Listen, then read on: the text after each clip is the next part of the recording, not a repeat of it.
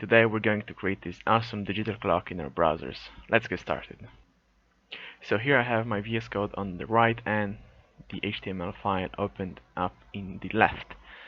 First thing first, we're going to need a box to hold our clock. I mean a div with the class of, let's say, clock. There you go. And let's give it an ID as well so we can access it via JavaScript. So let's say our ID is digital clock. There you go. And let's create our JavaScript file, script.js, and link it in our HTML file. So script search script.js. Alright. First thing first, let's create a function to get the current time. So show time. And let's call it here show time. First thing first, we need to get today's date by let's say let date equals to new date. This gets today's date. If we console.log date, you can see it gives us, let me zoom in, today's date, so October 13th, and it's 2 p.m. Alright, so we can get from this date the hour, the minutes, and the seconds. So we can say let h equal to date.get hours, let m equal to date.get minutes, and let s equal to date.get seconds. So here we have our hours, minutes, and seconds. So if we console.log this, hours, minutes, and seconds, we get 14, which is 2 p.m., 38 minutes, and 18 seconds. So we can have a variable for this that will hold a string for the time. So let time equal to hours plus double point plus m plus double points again plus seconds. So if here we console.log time, we get this time format. Now the problem we have here is that sometimes the hour or the minute or the second will be a single digit. So let's say it's 9 a.m. We actually want to display 09 instead of just 9. We can do that by writing some if statements. So if the hour is less than 10, then hour is equal to 0 plus hour. And we can do the same for the other three. So for the minutes and the seconds, we do the same process.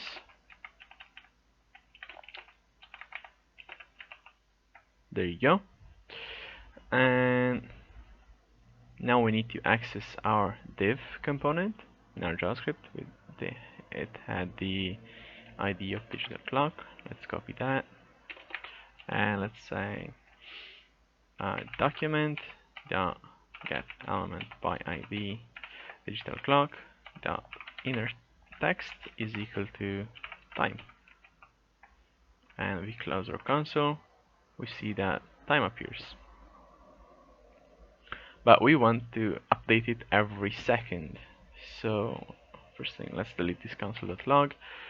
So for a function to call itself multiple times automatically, we can use set timeout, and as a parameters we can give it or arguments, we can give it our function, so show time, and the interval at which it should call itself again in milliseconds, which shall be 1000. So 1000 milliseconds means every second. So if we update, as you can see, it shows our it updates our time every second. Now, why is this not working? Oh, because we need to say that time is equal to this after we've updated our conditions here. So now everything we have to do is add the current state. So if it's AM or PM, so let's say that by default it's called session, it's equal to AM, and put it here as well, plus session. There you go. And let's say here that if hours is more than 12, then session changes to PM. There you go. Now all we have to do is just style it. We have finished our JavaScript and the HTML. So let's create a style.css and link it in our JavaScript, HTML. Right here, link style.css. First, let's do our default settings: margin 0, padding 0, and box sizing border box. Then we go to our body and say display flex. Now we're just trying to center the time in the middle, so display flex, mean height 100 view height, justify content center, and align items center. There we go. Our time is now centered. Now if we access the clock class that our time has, we can give it a bigger font size. Let's say 72 pixels, and font weight bold. There you go. And let's actually change this font family. Let's go to Google Fonts and search for a nice one. Let's try this, Roboto. We need to get the bold one as well and copy this link, put it right here, and change the font family in our CSS right here. And there you go. Actually, I think this font size is too big, so let's make it 65. There you go. Now let's color our background body. So let's pick some colors.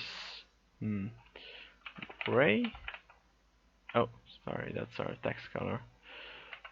Background color, gray. Keep spelling this. Background color, gray. There you go. And here for the clock, a color of light sea green should work. Oh, that looks like crap. Light blue, light sky blue, and black. Alright, that looks fine. You can play with the colors as much as you want, but there you go, we made our clock. Thank you for watching, and make sure to like the video. See you next time.